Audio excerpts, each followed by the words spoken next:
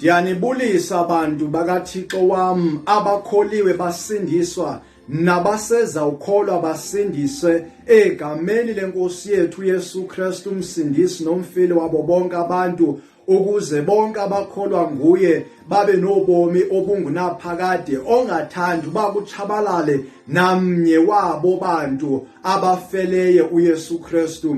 Ngumfuneko njeje apha umshumayeli weendaba ezilungileyo ngokobabalo likayise wenkosi yethu uYesu Kristu.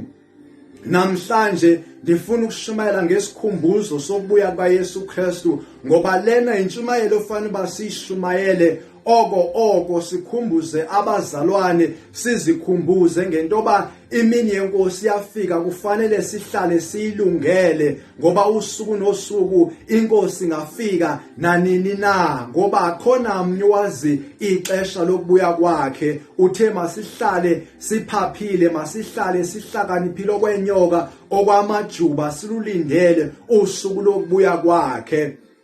Singafani nengxenye yentombi ezilishumi ezangazange zona zililungiselele usuku lokufika komyeni wazo apho zafumaneka khona zingalunganga zavalelwa ngaphandle ngoba zazingawulindelanga zazingawulungiselelanga kakuhle umhla womyeni wazo. Kodwa thina sisenalo ithuba loba silungise izinto phakathi kwethu ukuze silungele usuku lokubuya kwakhe oyinkosi yethu ozele ukuzolanda nokuzogweba abantu abathe bafumaniseka bengalungelanga usuku lenkosi bayogwetshwa kodwa balilungele usuku lenkosi bawusuke badibane nenkosi phezulu esibhakabhakeni.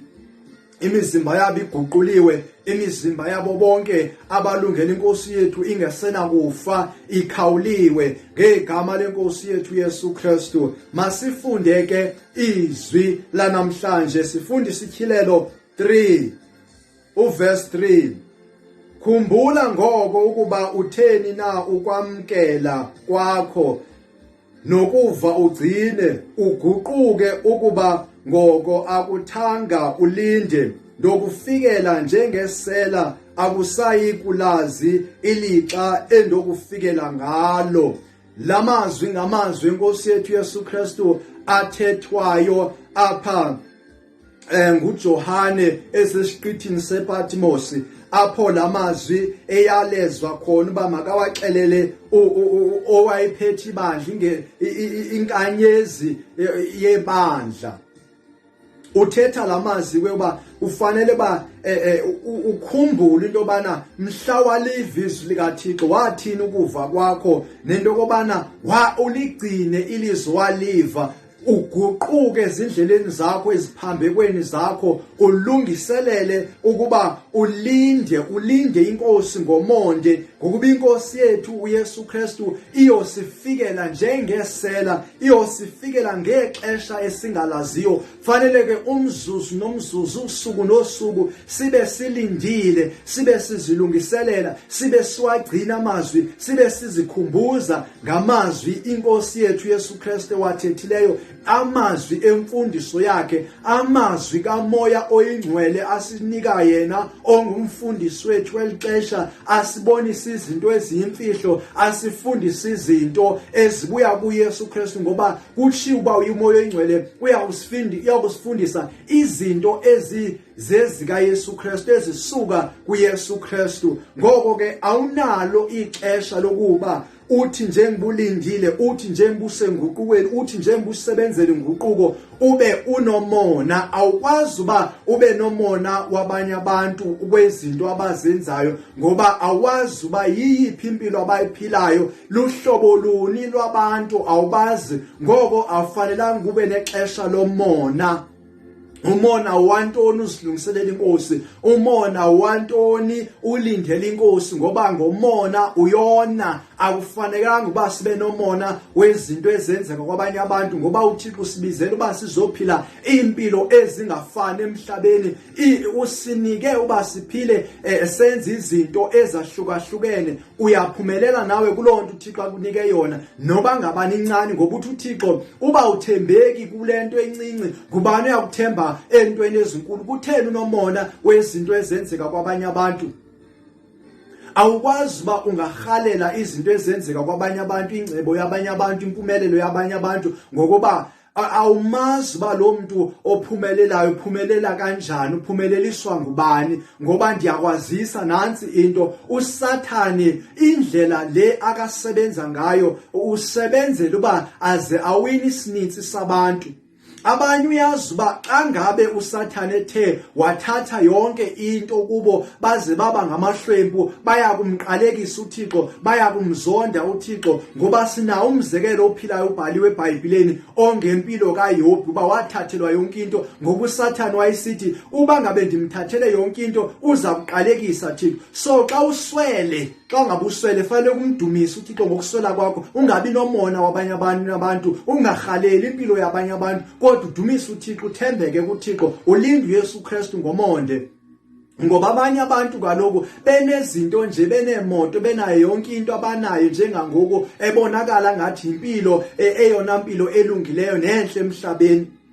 Ndikuxelela ba ezo zinto abaninzi bazinikwe nguSathane. Ngoba uyazi uSathane xa ebanika ezi zinto bayawulibala nguThixo, bayambona uThixo njengento engento, bathethe unothanda, baphila unothanda, balibale ngoThixo, bangamhloniphi uThixo, bangamthatheli ingqalelo uThixo ngalento ba benezi zinto abanazo. Ayikukuba nguThixo basikelele bonke abaphumelelayo, bonke sibabona njengabantu abaphumelele, ababusiswanga nguThixo bonke. Ndithi kuwe mna abanye babo njengoba bephumelele nje ngokwasemhlabeni abakaphumeleli, ngoba khona amnye ophumelele eseselapha emhlabeni. Wonke umuntu ophumeleleyo ngumuntu osengenile ezulwini, uphumelele lo muntu. Ndithetha ngomuntu mna onezinto zonke emhlabeni, as long esaphila uSathane usane chance empilweni yakhe yokumlahlekisa uba makalahlwe. Nditsho nolihlwempu mna usenayo ichance uSathane kuwe as long as ba usaphila emhlabeni. Kodwa wena fanele uzilungiselele uYesu Kristu, uzikhumbuze ngamazwi kaYesu Kristu, ubambe ukutsho kwakhe uYesu Kristu ukuze usindiswe. Ngoba sisindiswa ngokungena izulu usasemhlabeni, awukagqibi ukusindiswa, awunawugcwalisa umlomo lobo usindisiwe. Ngoba ukuze ube usindisiwe ngokupheleleyo ngubana fanele unyamezele kude kube sesiphelweni, unyamezele de ube ulingenile izulu, de athi uYesu Kristu wenze kahle sisebenze isilungileyo. Masiqhube sive futhi uPetros uba uthini yena. NgokukaPetros wesibini uthi 9, inkosi ayilibali dinga njengoko abathile baba iyalibala, isuka izeke kade umsindo kuthi ingangi kungatshabalala nabani, ingabonke bangasinga enguqukweni. Iyakufika ke imini yenkosi njengesela ebusuku eliyakuthi ngayo izulu lidlule liqhuqhumba. Zithi ke iziqalelo zitshe zichithakale, nomhlaba nayo imisebenzi ekuwo itshiswe kuthi tu.